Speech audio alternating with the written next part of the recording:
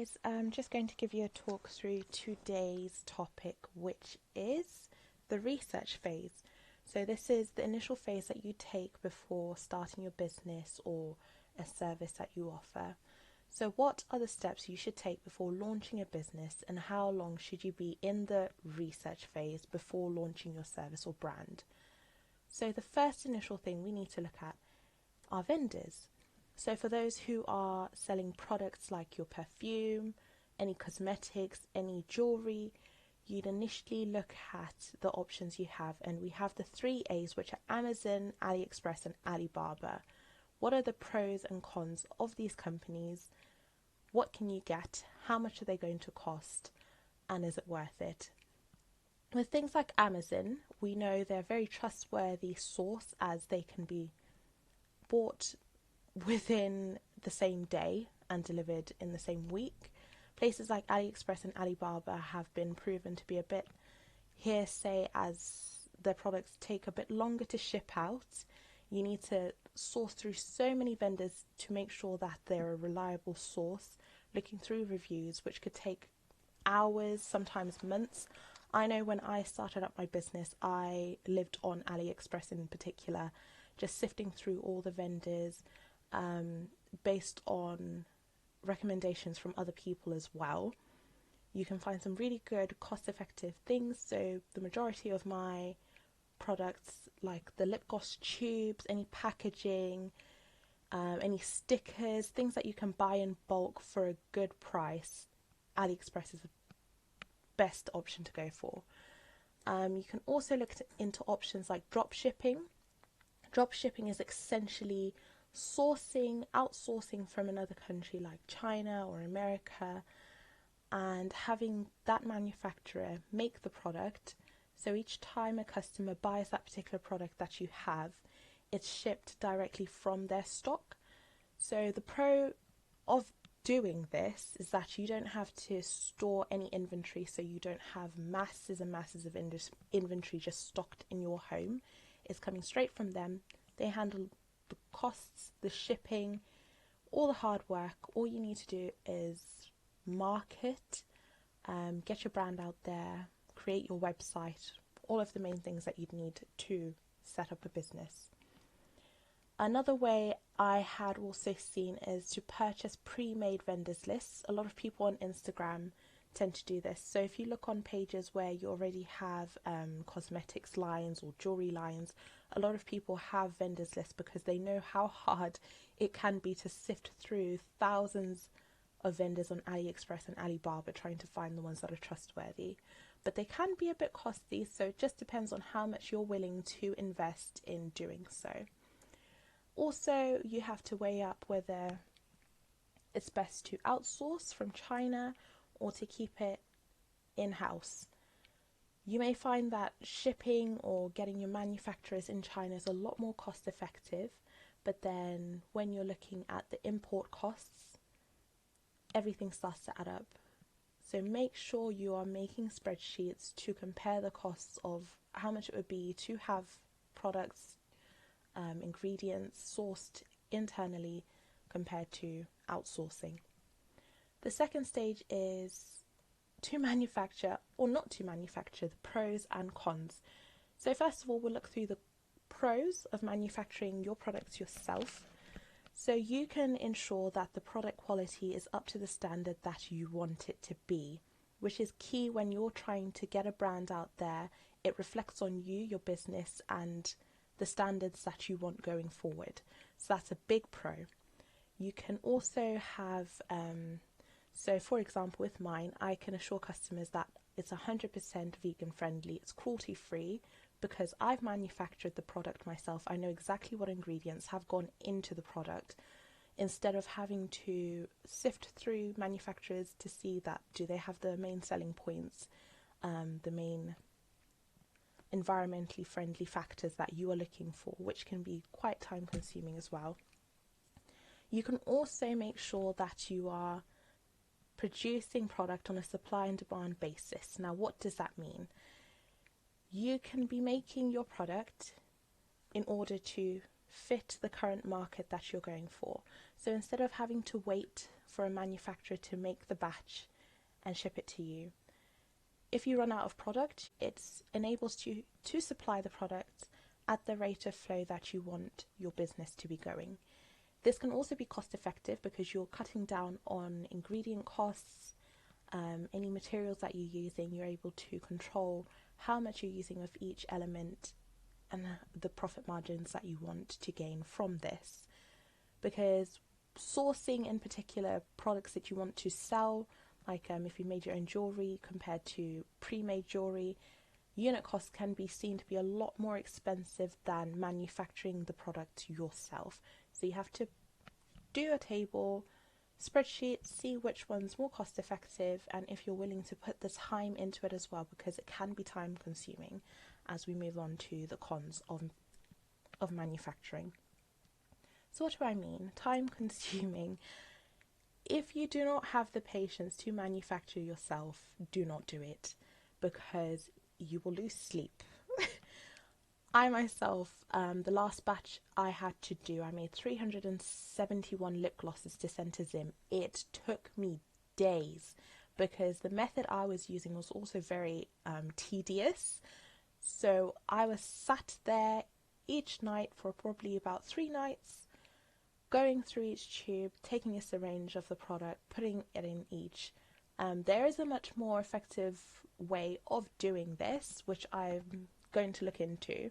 I'm also going to look into probably outsourcing and making formulas to make sure that any product that I am making is being made well, because the larger you become as a business, you need to look at other options of how can I produce my product on a larger scale? Is what I'm doing now going to work in the long run, or do I need to adjust my business plan?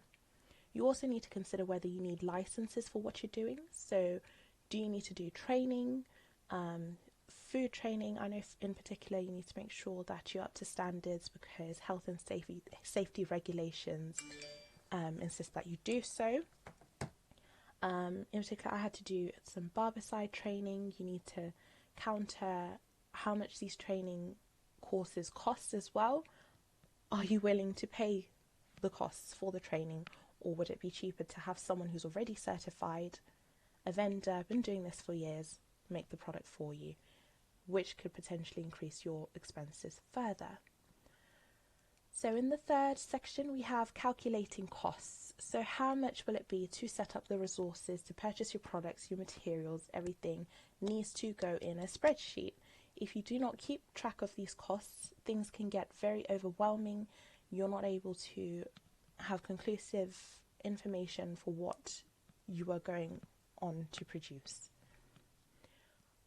Also, keep on evaluating whether there are better options out there for what you're doing.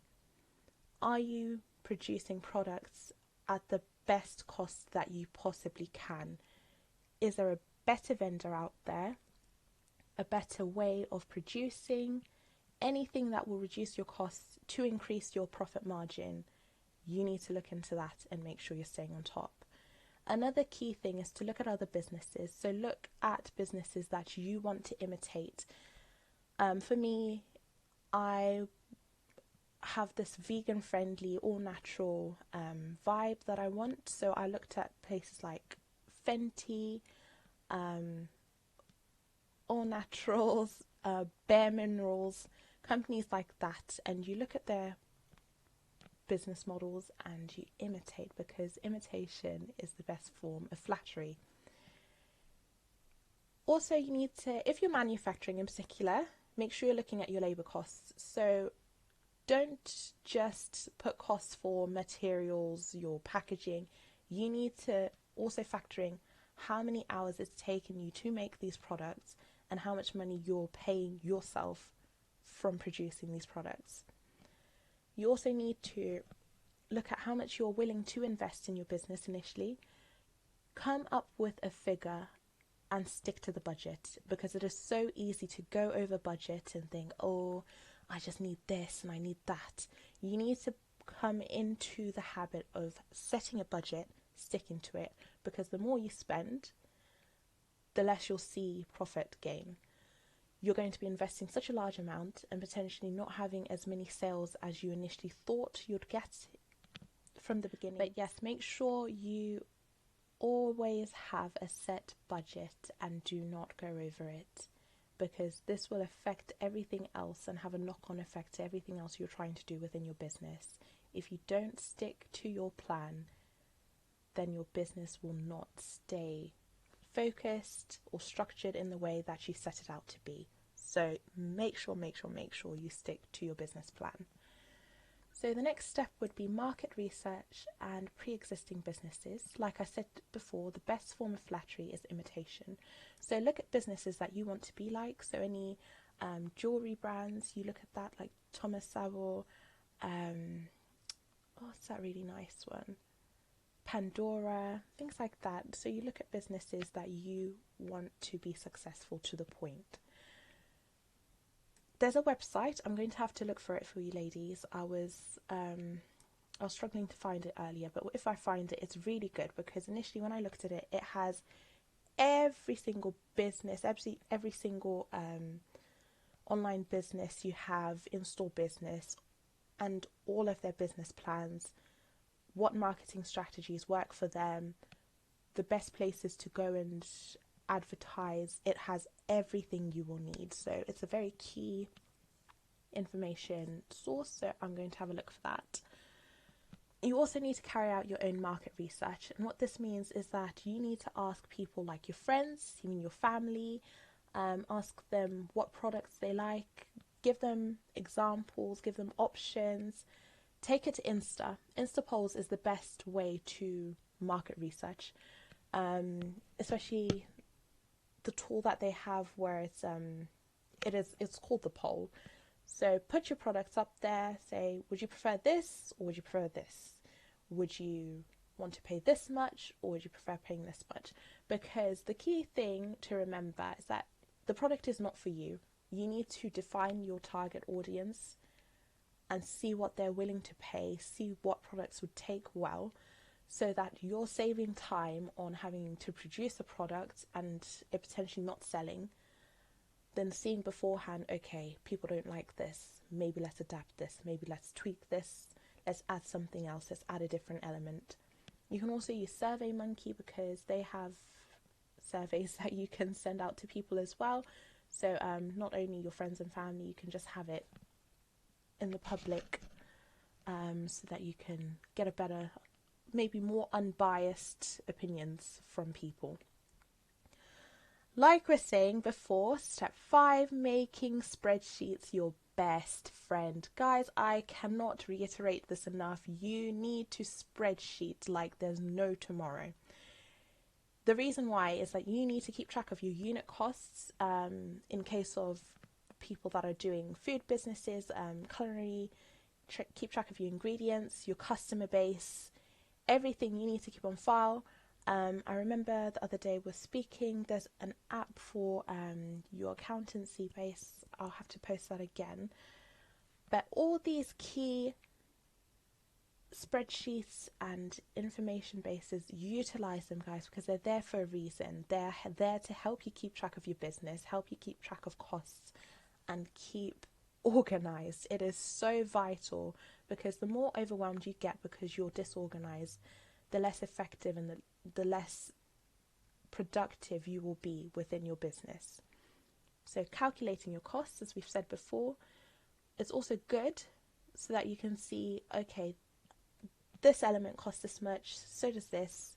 In total, to produce one unit, it would be this much. How much am I going to sell it at? Linking in your market research from what you found that people are willing to buy your product for. How much of a profit are you going to make from that figure? Set goals.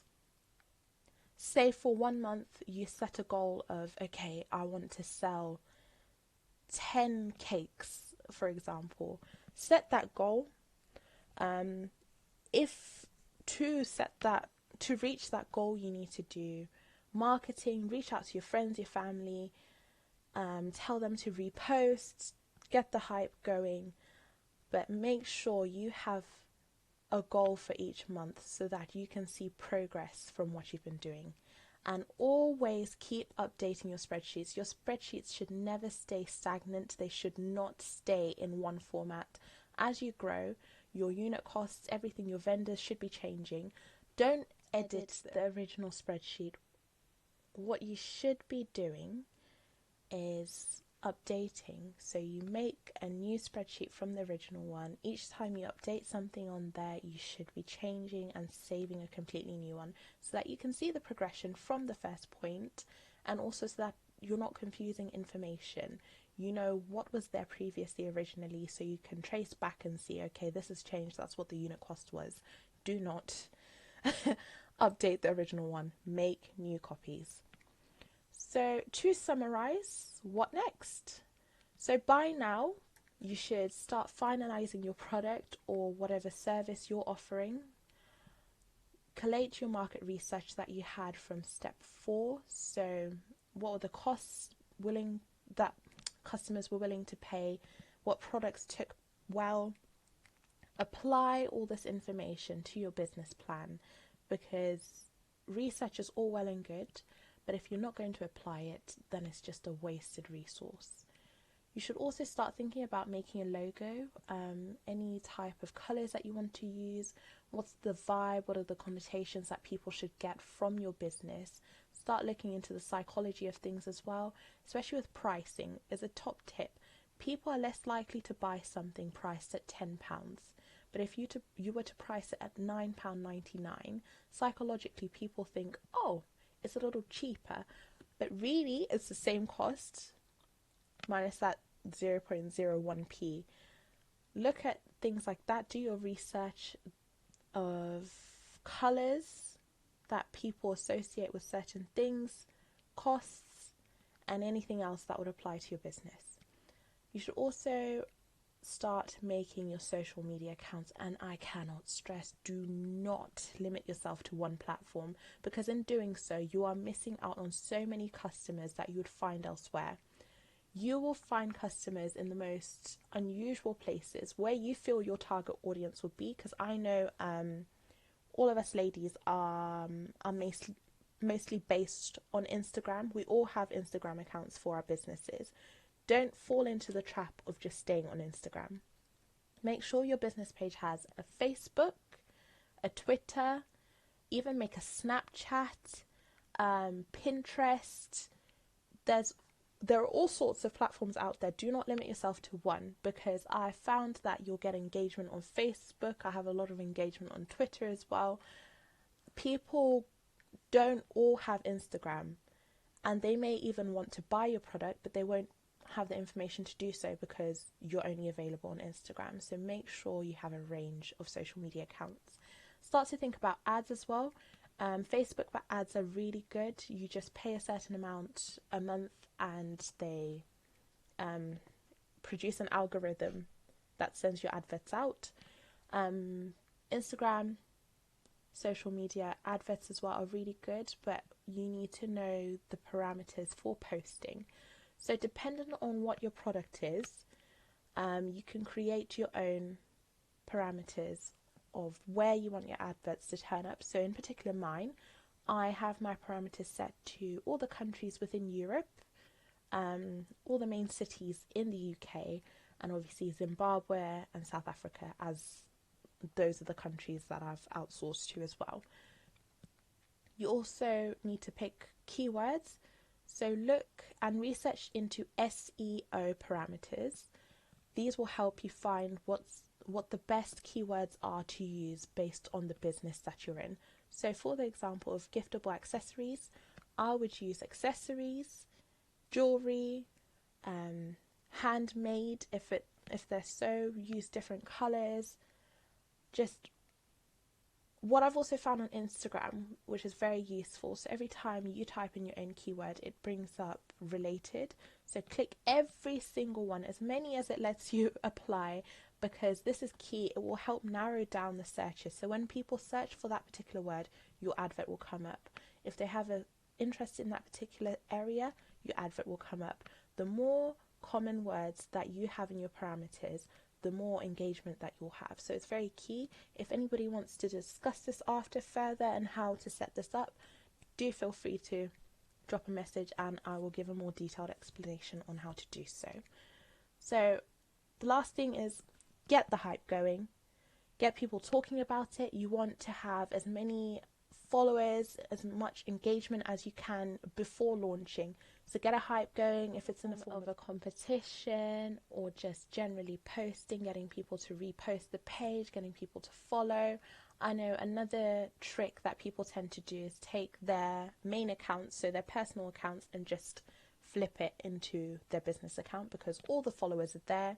Everyone that you'd want to be following the page is already there, so just make it a business account.